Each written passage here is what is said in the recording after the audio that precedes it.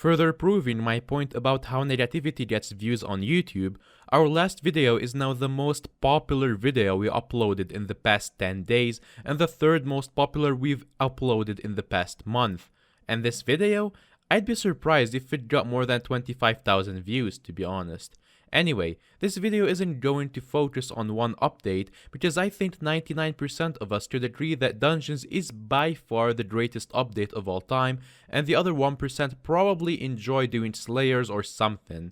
Anyway, the Dungeons update added endgame content that is accessible in some ways by everyone by grinding for Dungeons gear that can get even new players somewhat into Floor 3. Also, they're fun, and you can replay them for ages and not get bored of them. I'm sure my 2,500 minute training wait is not at all an indication of any sort of problem whatsoever. Furry E-boy, I think you have an addiction. Hey, it's time for the shameless plug. Want to join my free gift card giveaway? Subscribe to my channel. Anyway, a vast majority of Skyblock updates have been incredibly beneficial. I was going to make a video about all of the worst updates in Skyblock for yesterday, but when I couldn't actually find anything bad aside from Slayers, I just kinda had to roll with that for the entire video. The first update I remember in Skyblock was the fishing update, or V0.5. The good old days of bi-weekly updates that didn't last very long at all. July 3rd. Hello. We are releasing our first large content patch for Skyblock, including fishing update, redstone testing, a very mysterious place, and Jerry. Why? General changes. Big plus rank now works in Skyblock. How useful. The guide is now Jerry. Why? Jerry can give you an active place Jerry somewhere else. Okay, well now I can actually hang Jerry on my island.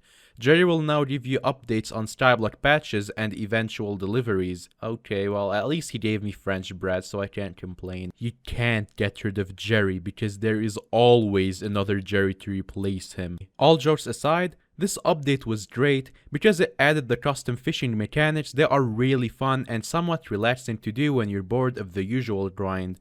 The December 3 patch, although barely adding anything, fixed a lot of the minor bugs that were super annoying, such as made aiming target at 70% of body height instead of always the feet.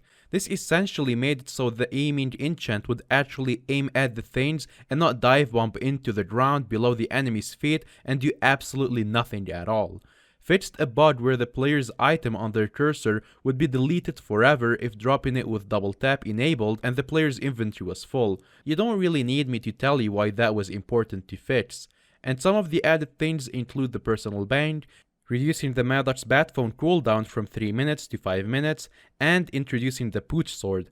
I had no idea the pooch sword didn't exist until this point, because not gonna lie, I gave up on Slayers after the first 2 weeks. The November 12 patch, or V0.7.4, or the foraging update, I don't know what you wanna call it. It revamped the entire foraging island from being 6 small individual islands that looked kinda out of place into being a new massive ecosystem that fits together nicely and has plenty of wood for everyone. Unfortunately, the tree capitator wasn't added until a few months after this, but overall, it was a much needed change which made foraging actually grindable and mentions a second tier of foraging islands which I hope is still planned because I want foraging to be somewhat enjoyable if possible. Your Jerry's played Battle Royale and only one is left, the best one. The final good update I think is in the top 4 is the 0.7 update. Little did we know at that time, 0.7 would be a number we'd be stuck with for 11 months. August 2nd added the islands that a majority of players spent hundreds of hours on, the End. The End Island has remained almost entirely unchanged from its first release to now, and on release had shiny blocks that gave way too much money when mined, as well as a giant money-eating lizards. On top of this, the telekinesis enchant was added, thank fuck, as well as furniture that... actually, let's pretend they never added that. A bunch of useful items and achievements, magma bus changes, bunch of more general changes, buffed Broadmother's health from 1,500 to 6,000 to increase its lifespan by 1 second, more crafting options for ores and melons, and finally, rune crafting to add some personality to your items. Well, that's a breakdown of some of the best updates in Skyblock. Again, people probably don't care about this as much as the worst update, but hey, was worth a shot. Like, sub, and ring bell, and remember, you can begging more to subscribe, I will never do it. May by never. Gosh, dude, my comment section is amazing.